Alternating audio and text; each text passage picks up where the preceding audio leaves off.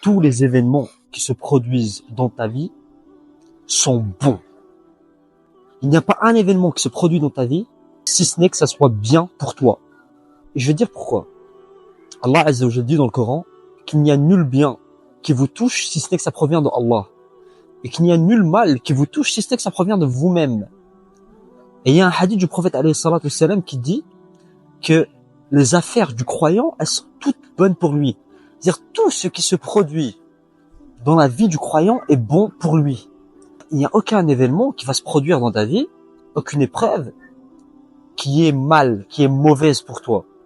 Les événements, les épreuves sont d'ailleurs comme des ascenseurs qui sont censés te prendre d'un niveau à un niveau supérieur.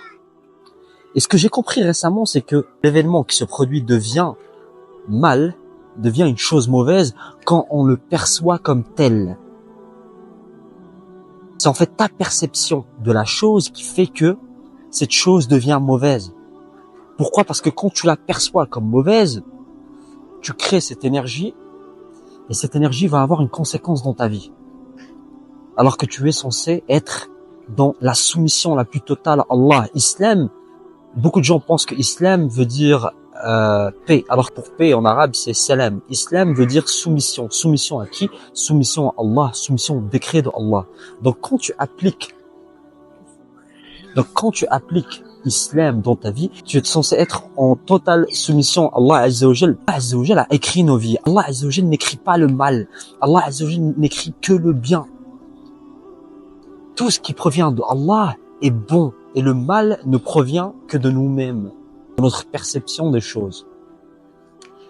Par exemple, et ça c'est illustré dans plusieurs histoires dans le Coran, la fameuse histoire de prophète Moïse quand il va à la rencontre de Khidr.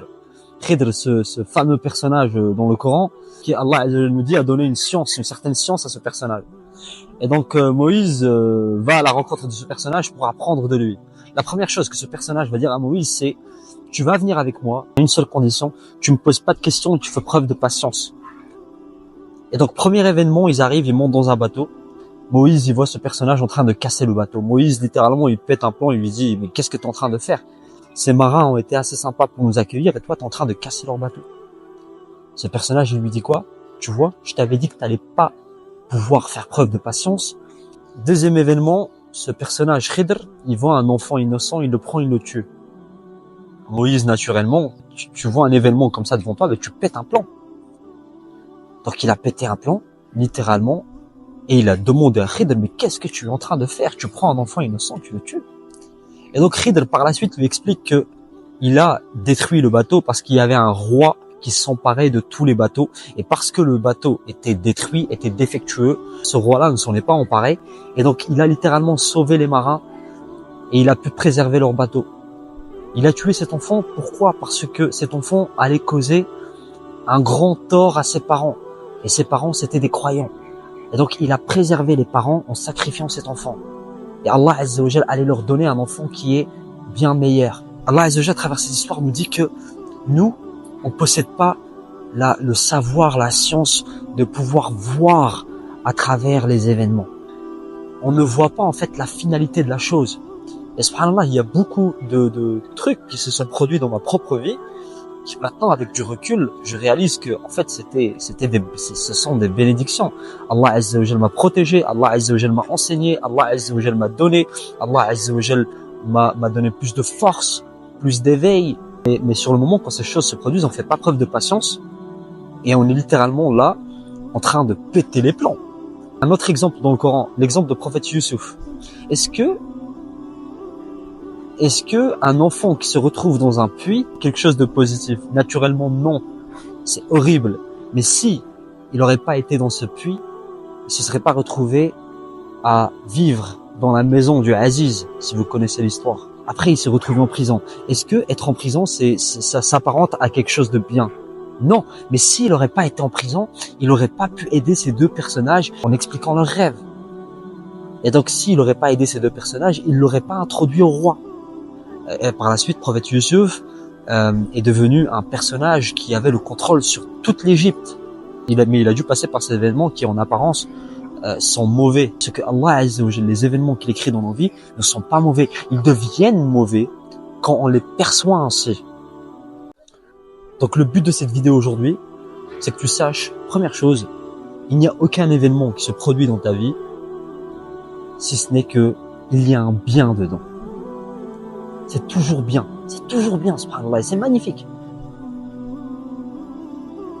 Allah Azza wa Jal d'ailleurs nous dit avec la difficulté se trouve une facilité. Avec la difficulté se trouve une facilité.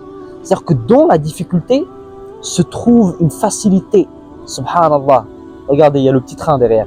On est tous dans un train. On est tous dans un petit train. On monte dans le train et un jour on sortira du train et la sortie du train c'est la mort. Petite parenthèse.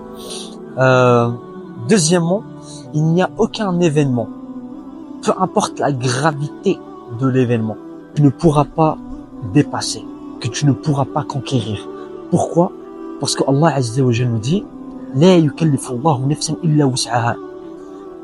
Allah Azza wa Jalla ne donne pas une âme une charge qu'elle ne peut pas supporter. Le problème dans lequel tu te trouves là à l'instant, là aujourd'hui, tu es équipé génétiquement pour le supporter, pour conquérir. Donc, le conseil que je me donne à moi-même et que je vous donne à vous, faites preuve d'islam, d'acceptation, avec gratitude, avec amour. Parce que c'est Allah Azza wa Jal qui écrit nos vies. Allah Azza wa Jal nous aime. Allah Azza wa Jal nous veut que du bien. Donc accepte tout ce qui se passe dans ta vie avec gratitude. Donc voilà, c'était la vidéo d'aujourd'hui. Et je me suis jamais présenté dans les vidéos précédentes. Moi, je m'appelle Othman. Cette chaîne a pour but de faire réaliser à ceux qui regardent que le changement est d'abord intérieur et que tu peux pas en fait changer ton intérieur sans que ton extérieur ne change aussi.